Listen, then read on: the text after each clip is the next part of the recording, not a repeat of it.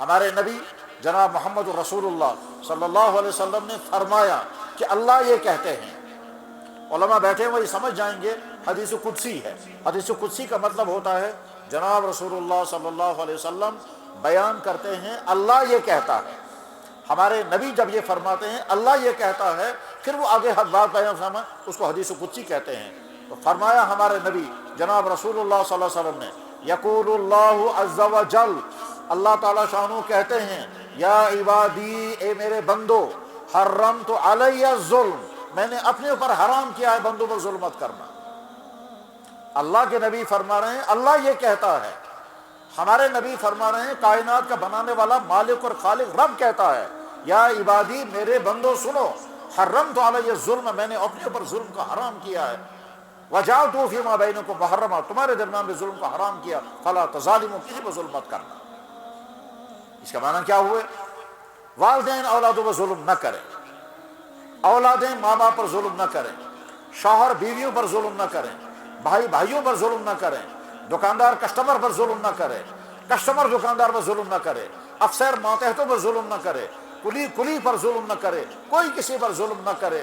یہ ہمارا دین کہتا ہے، یہ ہمارا نبی کہتا ہے، اور نبی اللہ کا حوالہ دے کر کے کہتا ہے اللہ یہ کہتا ہے میرے بندو، میں نے اپنے پر ظلم حرام کیا ہے، تمہارے درمیان میں اس کو جرم کر دیتا ہوں، خبردار کسی پر ظلم نہیں کرنا۔ لہذا میرے بھائیو، جن تک یہ بات پہنچے ہم عہد کر کے اٹھیں گے، نہ ہماری زبان سے کسی پر ظلم ہونا چاہیے، نہ ہمارے رویے سے کسی پر ظلم ہونا چاہیے، نہ اپنوں پر نہ غیروں پر، بلکہ ہمارا دین تو کہتا ہے جانور پر بھی ظلم مت کرو۔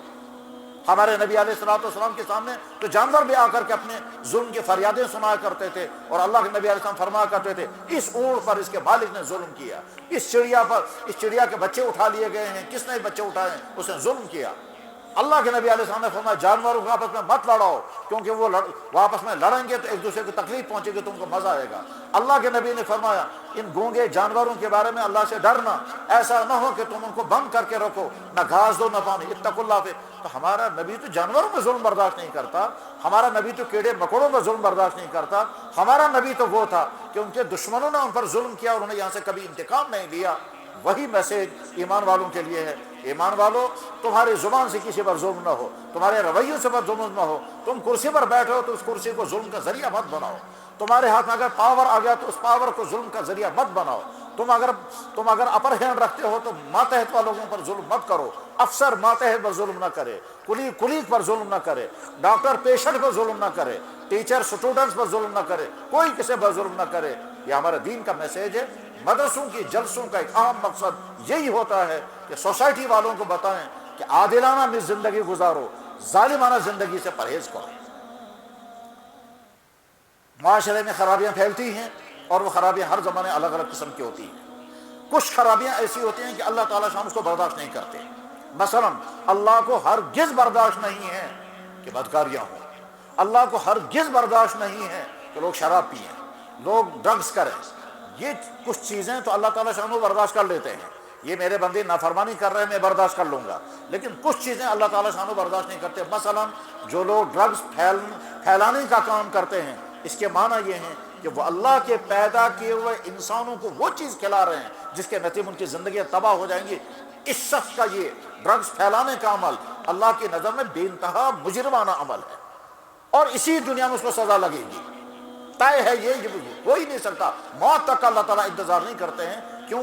اللہ دیکھ رہے ہیں یہ میرے بنائے ہوئے بندے ہیں، یہ میرے بنائے ہوئے انسان ہیں، کوئی کسی کا بیٹا ہے، کوئی کسی کا بھائی ہے، کوئی کسی کا شوہر ہے، کوئی جوان ہے، لڑکا ہے یا لڑکی ہے، جو لوگ ان کو یہ ڈرگس کے ذریعے تباہ کر رہے ہیں، کیونکہ ڈرگس کے ذریعے سے انسان کی جوانی برباد ہوتی ہے، اخلاق ختم ہوتا ہے، مائنڈ سیٹ خراب ہوتا ہے، انسان مینٹلی بھی ڈسٹرب ہو جاتا ہے، فزیکلی بھی ڈسٹرب ہو جاتا ہے، قسم قسم کی بیماریاں لگتی ہیں۔ میں نے جب ڈرگس پر ریسرچ کیا تھا تو تقریباً 70 جسمانی بیماریاں اور دماغی بیماریاں لسٹوں میں آ گئی کہ اتنی بیماریاں ان منشیات کے ذریعے سے ہوتی ہے، چاہے وہ منشیات کسی بھی قسم کی کیوں نہ ہو، چاہے وہ انجیکشن کی شکل میں ہوں، چاہے وہ ٹیبلیٹس کی شکل میں ہوں، چاہے وہ ہیروئن کی شکل میں ہوں، چاہے وہ کوکین کی شکل میں ہوں، اور چاہے وہ براؤن شوگر کی شکل میں ہو یا کوئی اور شکل ہو، جو بھی منشیات کی شکلیں ہیں، ہمارے نبی اللہ کے نبی علیہ السلام نے 10 آدمیوں پر لعنت کی ہے جو اس ڈرگ کے ساتھ جڑے ہوئے ہوتے ہیں، جو شراب کے ساتھ جڑے ہوئے ہوتے ہیں۔ لانے والے کو، پلانے والے کو، صفائی کرنے والے کو، حساب لکھنے والے کو. اور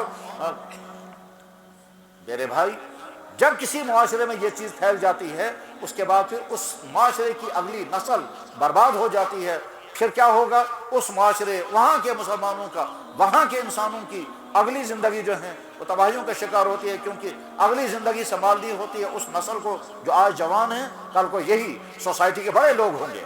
ان میں سے کوئی افسر ہوگا، کوئی ڈاکٹر ہوگا، کوئی انجینئر ہوگا، کوئی ٹریڈر ہوگا، کوئی لیڈر ہوگا، یہی لوگ ہوں گے. لیکن جب یہ ڈرگس سے شکار ہو کر کے برباد ہو گئے، یہ کسی کام کے سنبھالنے کے قابل نہیں رہیں گے. اللہ کے نبی علیہ الصلوۃ والسلام کو جن باتوں کی بہت زیادہ فکر تھی ان میں سے ایک بات یہی تھی کہ میری امت کے جوان تباہ نہیں ہونے چاہیے. لہٰذا جس سوسائٹی کے اندر یہ منشیات پھیلیں گی، جو سوسائٹیاں، اور یاد رکھنا چاہیے منشیات اور نشے کی تمام چیزوں کے متعلق سب سے زیادہ حساس جناب محمد رسول اللہ صلی اللہ علیہ وسلم تھے.